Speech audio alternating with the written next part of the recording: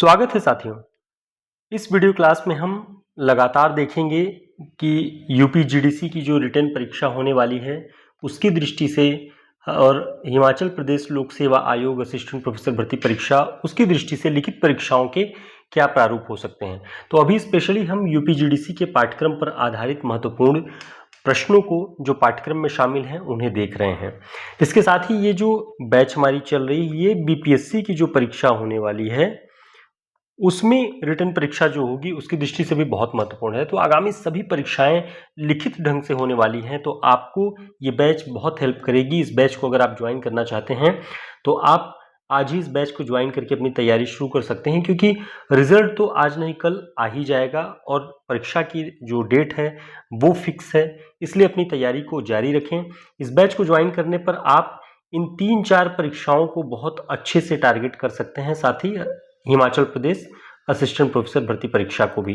तो इसलिए आप लोग इस बैच को ज्वाइन करके पूरी प्रैक्टिस कीजिए, अभ्यास कीजिए कि प्रश्नों के उत्तर कैसे लिखे जा सकते हैं। तो हमारा ये पुनर्नवा बैच शुरू है। हमारे नंबर पर संपर्क करके आप इस बैच से जुड़ सकते हैं।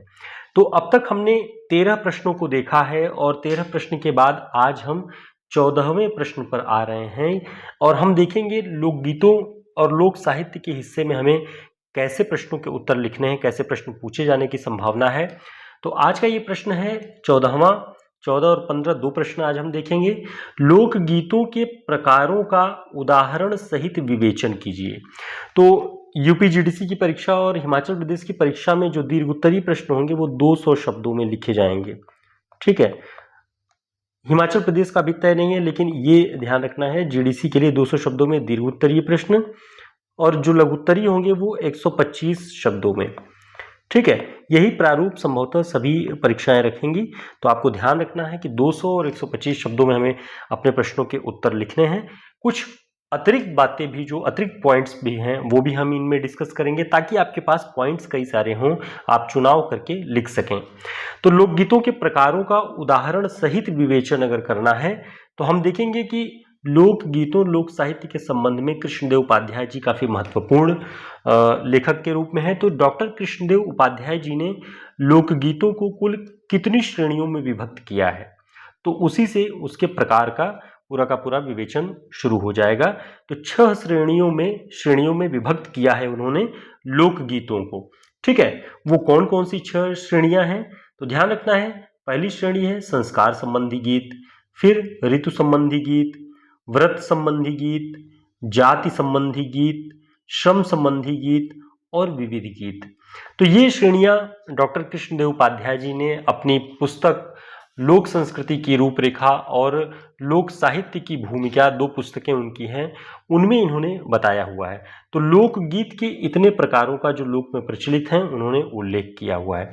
अब हम देखेंगे कि संस्कार संबंधी गीतों में, ऋतु संबंधी गीतों में, व्रत, जाति और श्रम संबंधी गीतों में कौन कौन से गीत आते हैं, क्या उनके रूप प्रचलित हैं। तो सबसे पहले अगर हम देखें संस्कार संबंधी गीतों में हम क्या लिख सकते हैं, तो यहाँ पे प्रकार उदाहरणों के साथ हमें विवेचन करना है।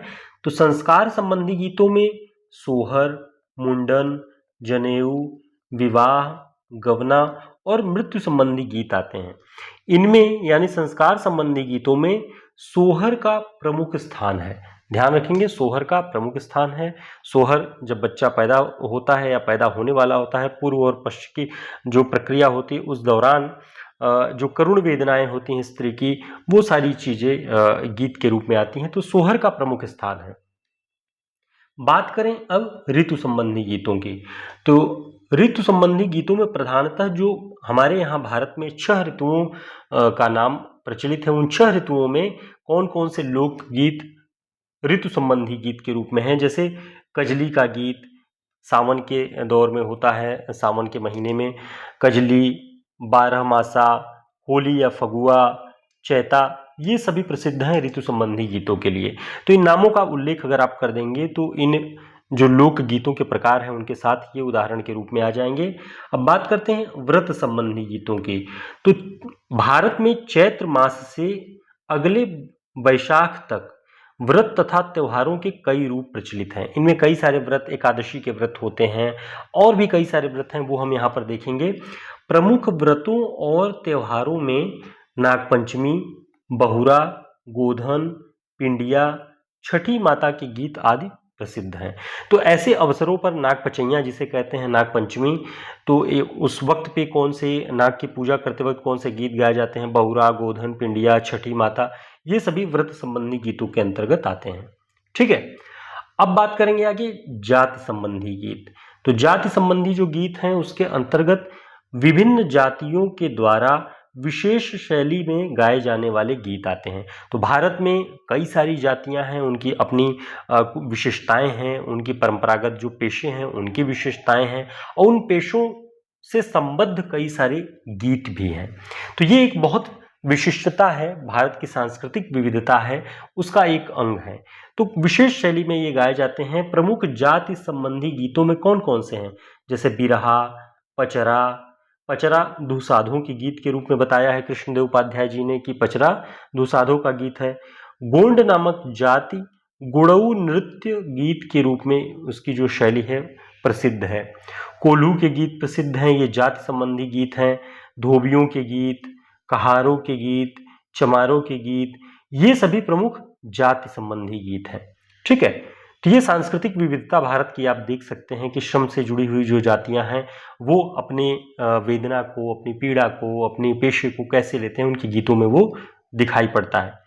श्रम संबंधी गीतों की बात करें तो किसी कार्य को संपादित करते समय गाए जाने वाले गीत श्रम गीतों की श्रेणी में आते हैं। जैसे जंतसार गीत, जांत चलाते वक्त औरतें जो गीत गाती थी, ये करुण रस से परिपूर्ण होते थे। जांत चल रहा है और अपने जीवन की वेदना और करुणा को स्त्रियां गाती हैं गीतों के माध्यम से।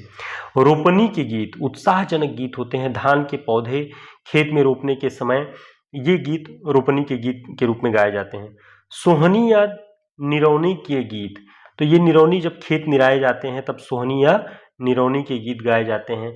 चरखा के गीत, जब तक चरखा प्रचलित रहा तो चरखा में सूत काटते वक्त भी गीत गाए जाते थे। तो ये सारे गीत श्रम गीतों के रूप में प्रचलित हैं। तो हमने देखा कृष्णदेव उपाध्याय जी ने जो वर्गीकरण किया हुआ है लोकगीतों का, प्रमुख प्रकार बताया, उन प्रमुख प्रकारों में कौन कौन से प्रमुख हैं गीत, उनका उल्लेख यहाँ पर हमने किया। अब हम निष्कर्ष के रूप में कह सकते हैं कि निष्कर्ष के रूप में कहा जा सकता है कि भारत की सांस्कृतिक विविधता के अनुसार लोकगीतों के विविध रूप लोक साहित्य में प्रचलित हैं। ठीक है, तो अब हमने ये बात यहाँ पर कंक्लूड कर ली। जिनका व्यापक जनमानस से सरोकार है, उनके जीवन से जुड़ा हुआ है, उनके जीवन का एक अंग के रूप में, उनके अंग के रूप में जाना जाता है। ये लोकगीत भारतीय संस्कृति का परिचयात्मक आधार निर्मित करते हैं। तो कहीं ना कहीं भारतीय संस्कृति जो निर्मित होती है इन सभी लोकगीतों, सभी जातियों, सभी श्रमशील वर्गों, सभी संस्कारों का एक समेकित पुंज है। तो यहीं से भारतीय संस्कृति का परिचयात्मक आधार निर्मित होता है। तो ये बात हम निष्कर्ष के रूप में कह सकते हैं। अब अगर हम कुछ विशेषताएं या विशिष्ट पक्ष के रूप में अंत में लिखना चाहें तो इन्हीं सब बातों को ध्यान में रख कह सकते हैं कि यह एक सामूहिक रचना विधान है। ठीक है, लोकगीत सामूहिक रचना के तौर पे निर्मित होते हैं। अब रोपनी का गीत अगर होगा, खेतों में रुपाई सामूहिक रूप से होती है तो सामूहिक रूप से ये गीत गाए जाते हैं। इस तरह संस्कार संबंधी गीत भी औरतें एक साथ बैठकर गाती हैं, तो सामूहिक रचना होती है। मौखिक परंपरा में लोकगीत प्रचलित होते हैं। अब तो इनके लिखित रूप जो है पाठकों के समक्ष साहित्य का एक साहित्यिक संपदा के रूप में इसे कलेक्ट किया जा रहा है, तो इसका भी संपादन कलेक्शन करके किया जा रहा है। तो लेकिन इसका जो बेस है वो मौखिक परंपरा के रूप में प्रचलित है। जीवन के प्रत्येक पक्ष का चित्रण इन गीतों में दिखाई पड़ता है और संगीतात्मकता और सहजता का प्राचुर्य दिखाई पड़ता है इन गीतों में। तो हम ये बातें कह सकते हैं लोक गीतों के प्रकारों के उदाहरण जब बताते वक्त। तो इससे क्या होगा कि आप जब संस्कार संबंधी गीतों के बारे में कुछ बात कहेंगे या ऋतु संबंधी गीतों के कुछ प्रकारों के नाम लेंगे, व्रत जाति संबंधी, श्रम संबंधी गीतों के, तो वहां पर जो मूल्यांकन करता होगा उन्हें ये बात महसूस होगी कि आपने बहुत बेहतर ढंग से इस विषय को पढ़ा है। तो फिर से हम यही बात कहेंगे कि आप अपनी हैंडराइटिंग में इन प्रश्नों के उत्तर को लिखें ताकि ये बात आपको समझ में आ जाए कि 200 शब्दों में आप कितना स्पेस लेते हैं, कितना पृष्ठ लेते हैं। तो ऐसे ही ये बैच हमारी चल रही है, इसमें 10% का डिस्काउंट है फीस में अगर आप लोग ज्वाइन करते हैं। परीक्षा निर्धारित तिथि पर होगी। रिजल्ट आने में थोड़ी देरी हो रही है, लेकिन जल्द ही रिजल्ट भी आ जाएगा। तो देरी न करें, अपने अभ्यास को लगातार निरंतर जारी रखें। अब हम देखते हैं 15वां प्रश्न हमारा क्या है। 15वां प्रश्न है, लोक साहित्य के अंतर्गत बन सकता है जो संभावना है, लोक गाथा की प्रमुख विशेषताओं का उल्लेख कीजिए। लोक गाथा क्या है, उसकी विशेषताएं क्या है, वो सारी बातें इस प्रश्न के उत्तर में आपको दिखाई पड़ेंगी। हम अगर इस प्रश्न का उत्तर लिखना चाहें तो लिख सकते हैं, जो विशेषताएं हैं वो प्रमुख ढंग से यहां बताई गई हैं कि लोक गाथा वे प्रबंधात्मक लोकगीत हैं जो आकार में किसी महाकाव्य को चुनौती देने की सामर्थ्य रखते हैं। तो लोक गाथा क्या है? प्रबंधात्मक लोकगीत है, और महाकाव्य की भी यही विशेषता होती है। ठीक है, लेकिन ये कई सर्गों में न होकर के अनवरत लंबे कथानक के रूप में होता है। तो ये बात आपको जरूर लिखनी है। लोक गाथा में सबसे प्रधान तत्व कथा होता है, यानी कथा के आधार पर ही ये गीत निर्मित होते हैं और कथा अनवरत लंबे ढंग से चलती है। उसकी एक अपनी शैली होती है लोक गाथा की। उस शैली में पूरी की पूरी कथा आपके समक्ष आती है, श्रोता के समक्ष आती है। अंग्रेजी में लोक गाथा को बैलेड कहते हैं। आप सभी को ध्यान होगा, जो लोग पाश्चात्य काव्य शास्त्र वगैरह पढ़ते हैं, कि लिरिकल बैलेड्स एक रचना का नाम आता है, लिरिकल बैलेड्स। इस रचना के रचनाकार कौन है, कमेंट करके जरूर बताएंगे। लिरिकल बैलेड्स के रचनाकार वो वही लोक गाथा की परंपरा को उसमें संयोजित करने की बात है। ठीक है, तो लोक गाथा को अंग्रेजी में लिरिकल बैलेड कहा जाता है। सीधे और स्पष्ट शब्दों में कहें तो लोक गाथा वह कथा है जो गीतों में कही जाती है। अब इसकी देखिए विशेषता है कि ये गीतों में कही जाती है और इनमें प्रबंधात्मकता होती है, ये महाकाव्य को चुनौती देते हैं और इनमें प्रधान तत्व कथा होता है। तो अंत में आप जो विशेषताएं लिखेंगे तो आप इन्हीं में से किन्हीं पॉइंट्स को, किन्हीं 3-4 पॉइंट्स को अगर आप लिख देते हैं तो उसकी विशिष्टताएं भी जाहिर हो जाती हैं। इसकी प्रवृत्ति लिखित के बजाय मौखिक होती है। तो लोक साहित्य आमतौर पे आप सभी जानते हैं कि मौखिक होते हैं, वैसे ही लोक गाथाएं भी मौखिक ही होती हैं। इनके प्रामाणिक मूल पाठ को नहीं खोजा जा सकता, क्योंकि इनका रचयिता ज्ञात नहीं होता है और न ही इसका कोई लिखित रूप प्राप्त होता है। जब लिखित रूप प्राप्त नहीं होगा तो मौखिक परंपरा में प्रचलित होगा। और लोक गाथाओं के और लोक साहित्य की विशेषता यही है कि उसका कोई रचयिता नहीं होता। ये सामूहिक ढंग से विकसित होता है, गाया जाता है और लगातार परिवर्धित संवर्धित होता रहता है। यह भी इसकी विशेषता है। ठीक है, तो ये बात हम लिखेंगे। यह स्थानीय संस्कृति, कथाओं और व्यक्तित्वों पर आधारित होता है। आलाउदल की कथाएं देखिए, वो लोक गाथाओं के अंतर्गत ही आती हैं। तो व्यक्तित्वों पर आधारित है, कथाओं और संस्कृतियों, इन सभी पर आधारित होता है लोक गाथा। इसका कथानक प्रायः लंबा होता है। ये सारी बातें आप विशेषताओं के रूप में अंत में लिख सकते हैं। लोक गाथा के विषय में कृष्णदेव उपाध्याय जी की पुस्तक में लिखा गया है कि यह जातीय चेतना की रचना होती है। इसमें एक जातीयता की भावना आपको दिखाई पड़ेगी, जातीय विशेषताएं दिखेंगी। ठीक है, तो ये जातीय चेतना की रचना के रूप में लोक गाथा को मान्यता प्राप्त है। इसकी रचना में अनेक व्यक्तियों की भागीदारी होती है। इसमें संगीत तत्व की भी प्रचुरता होती है, यानी संगीत तत्व भी प्रचुर मात्रा में उपलब्ध होता है। अब ये संगीत कितना विशिष्ट है, संगीत का तत्व, ये डॉक्टर कृष्णदेव उपाध्याय जी अपनी पुस्तक में लिखते हैं और लिखते हुए कहते हैं कि सच तो यह है कि संगीत के बिना गाथा सुनने में आनंद ही नहीं आता है। अब देखिए, यहां से संगीत का तत्व, संगीतात्मकता लोक गाथा में प्रमुख हो उठती है। इसमें कथा तत्व प्रमुख है, तो बिना संगीत के गाथा सुनने में आनंद ही नहीं आता है। इस दृष्टि से संगीतात्मकता भी इसमें प्रमुख तत्व हो उठती है। और अगर प्रमुख लोक गाथाओं का उल्लेख करें तो आल्हा, विजयमल, लोरकी, भरथरी, ये सारे जो हैं, ये सारे नाम लोक गाथाओं के प्रमुख प्रकार के रूप में प्रमुख रूप हैं और ये नाम बहुत प्रचलित हैं लोक में। तो साथियों, ये हम देख रहे थे, बहुत बेहतरीन ढंग से हमने कोशिश की है कि आपको सधे शब्दों में बताया जा सके कि इनकी विशेषताएं क्या हैं। आप इन्हें अपने अनुसार भी लिखें, आपके पास जो भी स्रोत हो उन स्रोत से बेहतर जो टिप्पणियां हो, जो कुछ बातें हों, उन्हें भी आप अपने नोट्स में आप एक चाहे तो एक नोटबुक जरूर रखें, एक डायरी जरूर रखें।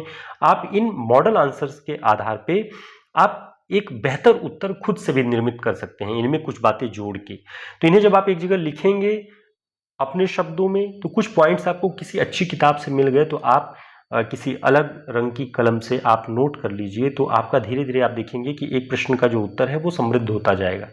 तो कई सारे पॉइंट्स होने पे आपको फायदा ये होगा कि आप इन उत्तरों को लिखते वक्त आपके पास कई सारे पॉइंट्स होंगे, तो आप जो प्रधान समझें, जो विशिष्ट बात समझें, उन्हें आप प्रकट कर सकते हैं, लिख सकते हैं, जिससे ये होगा कि आपका उत्तर लेखन बेहतर होगा।